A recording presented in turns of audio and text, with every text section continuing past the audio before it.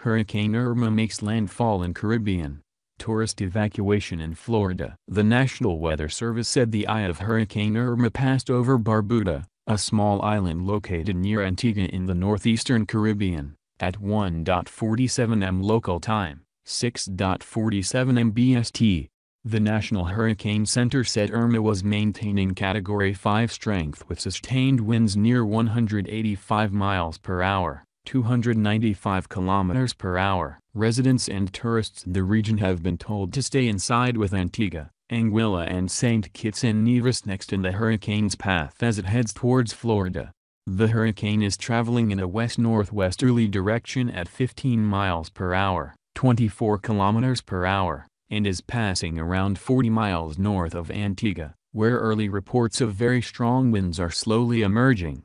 One Twitter user wrote, "Some of the biggest gusts from the west in the last few minutes, crashing into the windows, making us both jump." #Hurricane Irma #Antigua. Hurricane warnings remain in place across the Caribbean and many people in the immediate path of the storm have been left without power. Garfield Burford, the director of news at ABS TV and radio on the island of Antigua, said, "We are hunkered down and it is very windy. The wind is a major threat. So far, some roofs have been blown off. It's very scary. Most of the islands are dark, so it's very, very frightening." Officials are urging anyone still in Barbuda to get in contact but with power lines and mobile phone signal down. Antigua's ABS media outlets say they haven't heard from still on the island anyone for over an hour.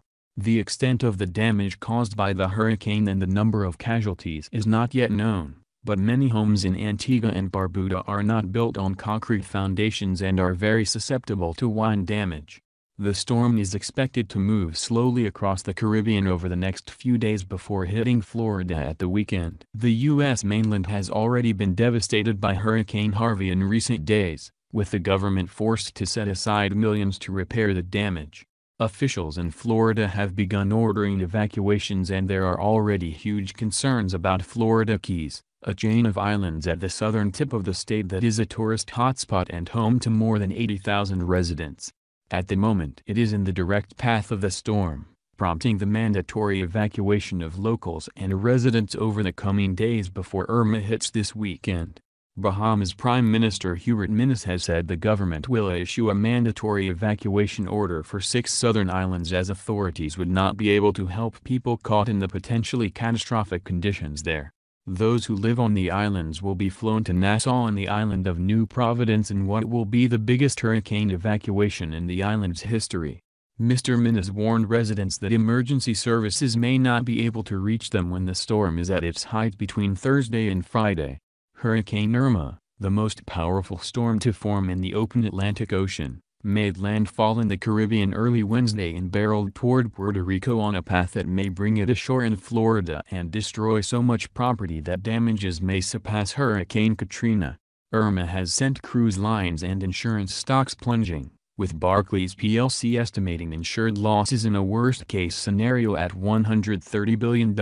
Natural gas slid on speculation that the storm will wipe out demand for the power plant fuel, and orange and cotton futures surged on potential crop damage. The eye of the storm was passing over Barbuda, the U.S. National Hurricane Center said in an advisory at 2 a.m.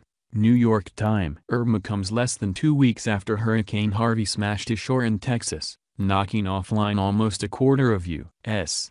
oil refining capacity and causing widespread damage, power outages and flooding. While the latest models show the latest storm veering away from gas and oil platforms off the coast of Texas and Louisiana, sparing Houston more devastation, it threatens to wreak havoc upon the Caribbean islands and Florida.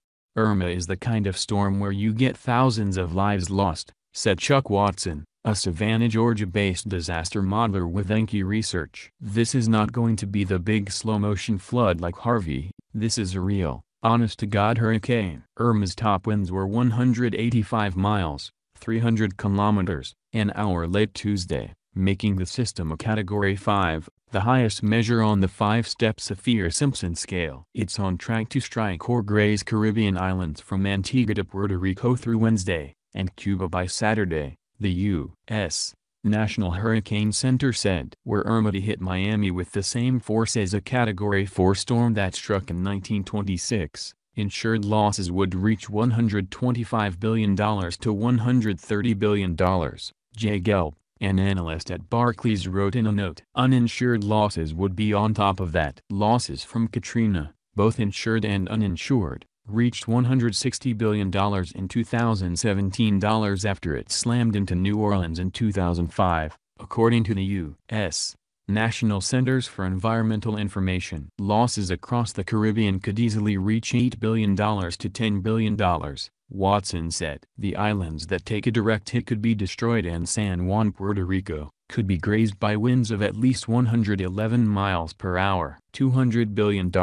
While it's too early to say the exact track toward Florida, some damage modeling for a direct hit on Miami reach into the $200 billion range, he said. The rising cost of natural disasters. Florida is the world's largest producer of orange juice after Brazil, with most of the state's crop located in the lower two-thirds of the peninsula. Orange juice for November delivery rose 6.2% to $1.45 a pound on ICE futures U.S.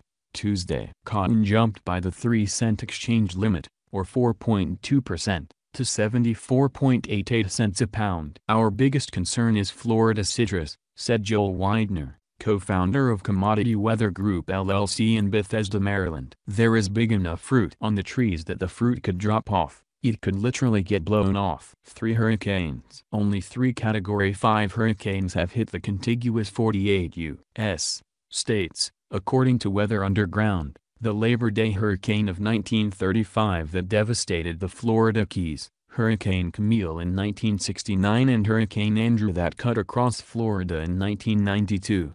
While a ridge area of high pressure over the Gulf of Mexico may cause Irma to take a sharp right toward Florida once it reaches Hispaniola, Bloomberg New Energy Finance meteorologist Shenando Bashu cautioned, computer model tracks beyond 72 hours can shift, especially when a storm is over a body of water.